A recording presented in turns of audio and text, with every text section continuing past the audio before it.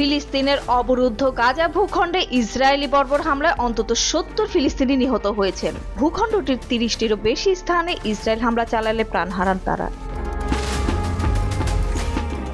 এদিকে গাজায় ধ্বংসযজ্ঞ চালানোর পরেও ইসরায়েলকে আরও $৮০০ কোটি অস্ত্র বিক্রির পরিকল্পনা করেছে ওয়াশিংটন।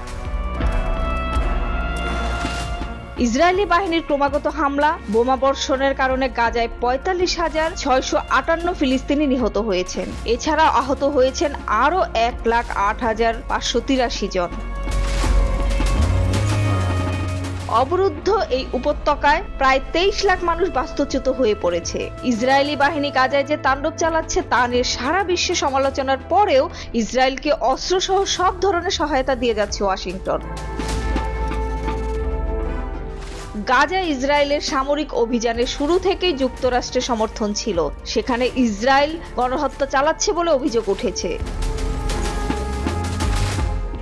ইসরায়েলি বাহিনী অবরুদ্ধ ওই অঞ্চলে কোনো ধরনের মানবিক সহায়তাও পৌঁছাতে দিচ্ছে না। ফলে তীব্র খাদ্য সংকটে অনাহারে দিন কাটাচ্ছে লাখ লাখ মানুষ। এত কিছুর পরেও যুক্তরাষ্ট্র ইসরায়েলের প্রতি সমর্থন বন্ধ করেনি।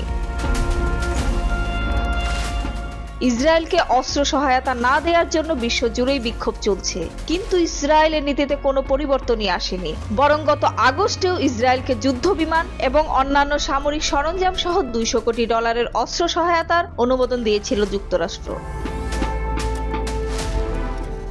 গত ৭ অক্টোবর ইসরায়েলের সীমান্তে প্রবেশ করে আকস্মিক হামলা চালায় ফিলিস্তিনি স্বাধীনতাকামী সংগঠন হামাস।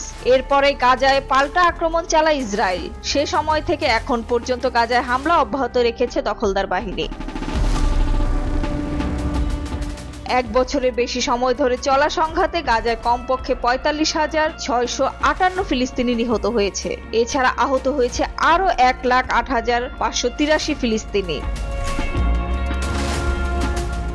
শনিবারের এই হামলায় নিহতদের মধ্যে অধিকাংশই নারী এবং শিশু।